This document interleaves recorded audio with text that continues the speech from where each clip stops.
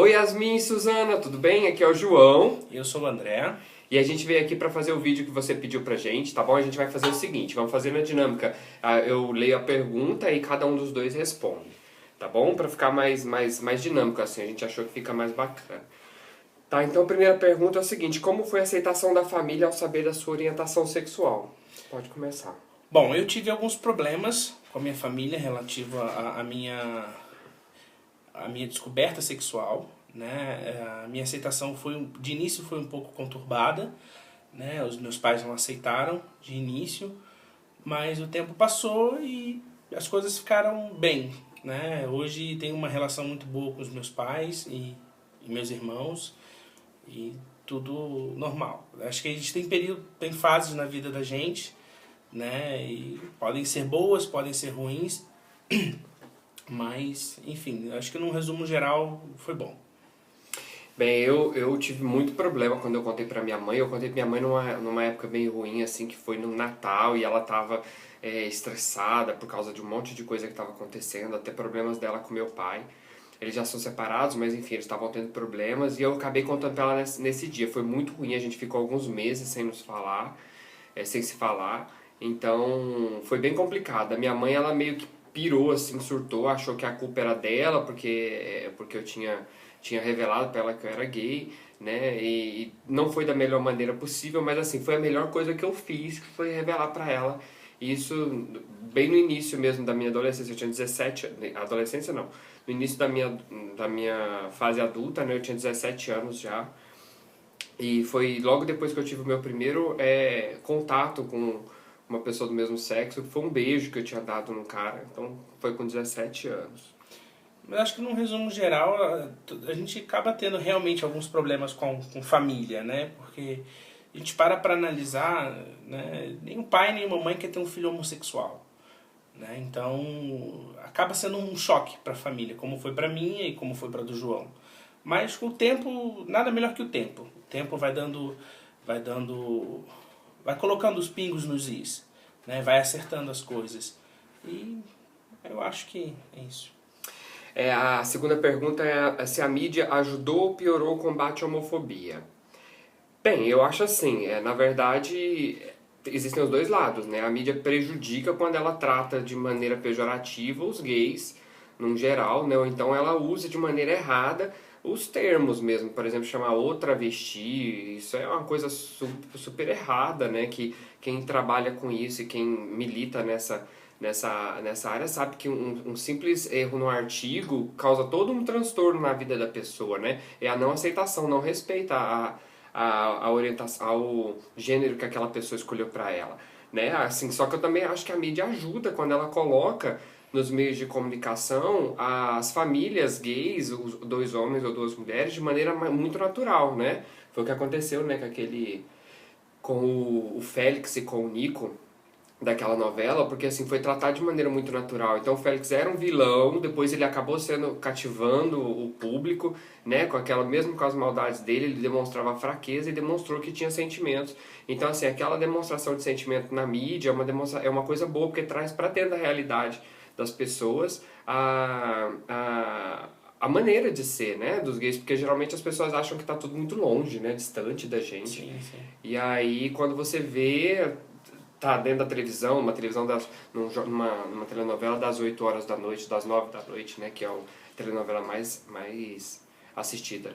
E eles tratam também tudo como muito diferente, e não tem diferença, né? A relação entre... A única diferença é o gênero, né? É o sexo masculino e o feminino, né? No relacionamento homossexual são dois homens, duas mulheres, né? Mas o sentimento, o carinho, o amor, tudo é igual, não há diferença, né? O que um casal gay sente um pelo outro é o mesmo sentimento que um casal hétero tem, entendeu? Então, é isso.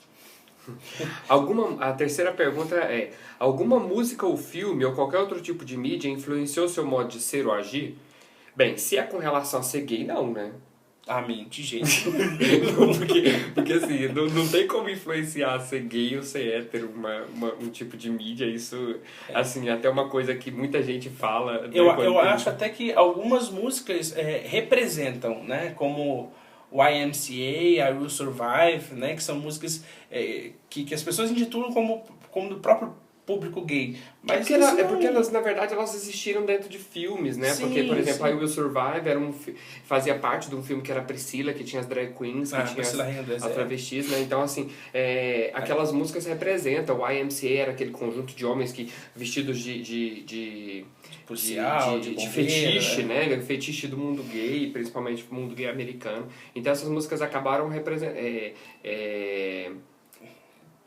estando ligadas à população LGBT, mas assim, não, influenciar não, isso pra mim não faz o menor sentido, pra né? mim também não. Não faz o menor sentido, até porque uma coisa não pode influenciar você numa orientação sexual, numa definição de gênero, né? Exatamente. Isso não tem como. A quarta pergunta é: qual o impacto causado pelo discurso de ódio disseminado pelo político Levi Fidelix? E qual seria a sua proposta para mudar a opinião da maioria dos brasileiros? Bom, eu costumo dizer que eu não sou adepto de causa alguma, né? Eu não milito por causa alguma. Eu acho que o João é melhor para responder esse tipo de pergunta, porque convive mais diariamente com essas questões, né? Milita na área, né? Então eu acho que ele é melhor para responder essa questão. Assim, na verdade, quando eu ouvi aquilo, eu não acreditei que eu estava ouvindo aquilo Acho numa que ninguém televisão. acreditou. Porque assim, foi tão absurdo e de um desrespeito tão grande, eu me senti profundamente ofendido, porque eu acho assim, ninguém tem o direito de falar, de falar aquelas coisas, principalmente uma pessoa que é pública, né? Então, assim, eu acho que as pessoas elas confundem muito a liberdade de expressão, elas acham que a liberdade de expressão é você poder dizer tudo, e não é. Na verdade, a sua liberdade de expressão acaba onde você atinge as outras pessoas, né? Então, assim, se você me ofende, não adianta você falar alguma coisa que vai me ofender e alegar que é liberdade de expressão, isso é ofensa, é falta de educação. Então, assim, eu fiz o que eu pude fazer com relação ao Levi Fidelix, que foi, na verdade, foi para as redes sociais, né, disseminar o meu repúdio à fala dele e assim, apoiar as causas que foram contra ele, né, o processo que foi aberto lá pela Luciana Genro e por outros candidatos ao Levi Fidelix e tentar mostrar para as outras pessoas a minha opinião sobre aquele fato. Eu achei extremo absurdo e eu acho que não pode passar assim não pode passar desapercebido, até porque um discurso de ódio daquele onde ele incita as pessoas, a maioria, a não se baixar a cabeça para a minoria, é um discurso de ódio que já foi usado na época do Holocausto, né? Hitler falava coisas parecidas sobre os negros, os judeus e os gays, né? Então, assim, na verdade, isso já existiu e por um momento eu vi aquele discurso se repetindo, né? Lê aqui. A quinta pergunta é: você participa de alguma ONG ou projeto? Se sim, qual é o trabalho realizado lá e quanto tempo você participa? Participa? Eu não participo. Na verdade é o seguinte, eu participei eu sou soropositivo, já tem 14 anos, e eu participava de uma rede chamada Rede Nacional de Adolescentes e Jovens Vivendo com HIV e AIDS. Então eu participei desse grupo por 5 anos, mais ou menos, até que eu completei 30 anos e tive que sair do grupo por causa da minha idade. Eu acabei fundando uma redezinha virtual do Facebook, que chama Rede Nacional de Pessoas Vivendo e Convivendo com HIV e AIDS. É uma rede mais inclusiva que trabalha o acolhimento das pessoas que se descobrem soropositivas. E é um trabalho feito em rede, assim. Então as pessoas que estão ali dentro ajudam as outras pessoas que estão precisando de ajuda com acolhimento, com aconselhamento, com esse tipo de informação. Além disso, eu trabalho no departamento de DST e AIDS e hepatites virais do Ministério da Saúde. E agora, há uma semana, eu passei para trabalhar na parte de articulação, mobilização e desenvolvimento de políticas públicas para a população LGBT dentro da prevenção de HIV e AIDS, hepatites virais e DSTs também. E a sexta pergunta: você pretende formar uma família? Que argumentos você utilizaria para uma pessoa que tem a seguinte fala: pais ou mães homossexuais influenciam a orientação sexual dos seus filhos? Bom, só para constar, nós já somos uma família, né? ainda não é uma família completa porque nós não temos filhos. Ou um cachorro. Ou um cachorro. Nós temos plantas. A gente tem plantas. Mas pretendemos sim, pelo menos eu tenho vontade de ser pai um dia, né? Já estou nos meus 31, o João tem seus 32, eu acho que daqui a uns 2, 3 anos a gente pode começar a pensar nisso com mais afinco, mas é uma vontade sim, de um dia a gente ter os nossos descendentes, né? Mesmo que eles sejam adotados, né? Mas eu tenho sim. E com relação a essa frase aqui que a fala de que pais e mães homossexuais influenciam a orientação sexual dos seus filhos, assim, eu não sou filho de gay.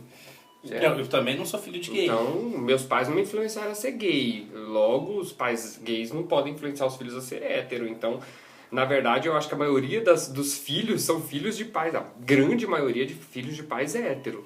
E assim, eles são gays, Então, né? todos são filhos de pais Não, nem héteros. todos, né? Tem pessoas que são filhos Mas de pais adotados, gays. mas eu digo Não, que... tem gays que têm filhos. Ah, sim, no caso de inseminação. Mas no caso de não dar nome, né? É porque, na verdade, a concepção que se diz natural e aceita, né, é aquela concepção através do sexo homem e mulher. Né? Então, as pessoas veem mais essa questão dos filhos quando feita por um casal hétero. Né? E desassociam toda a outra parte em que, né, as mães lésbicas constituem uma pessoa para doar material genético para fertilização. E também existem pessoas que se casam, que levam uma vida de uma orientação sexual, depois de um tempo muda a orientação sexual, ou pelo menos elas se descobrem numa orientação sexual diferente da que estava habituada, Exatamente. né? Então, assim, nesse caso a pessoa pode ter filhos também e mesmo ele sendo gay, ou ela sendo gay também, ela sendo lésbica, ela não vai influenciar o filho a ser gay, até porque não faz sentido. Como eu disse, nós dois somos filhos de casais heterossexuais. Exatamente. E ainda assim a gente é gay. Então eu acho que a orientação sexual está muito mais ligada a uma questão genética do que uma questão de modo de aprender, né? Até porque eu não acredito muito que tenha como aprender isso. Bem, são essas as 6 perguntas. Eu queria mandar um beijo para Yasmin e para Simone? Suzana. Para Yasmin e para Suzana.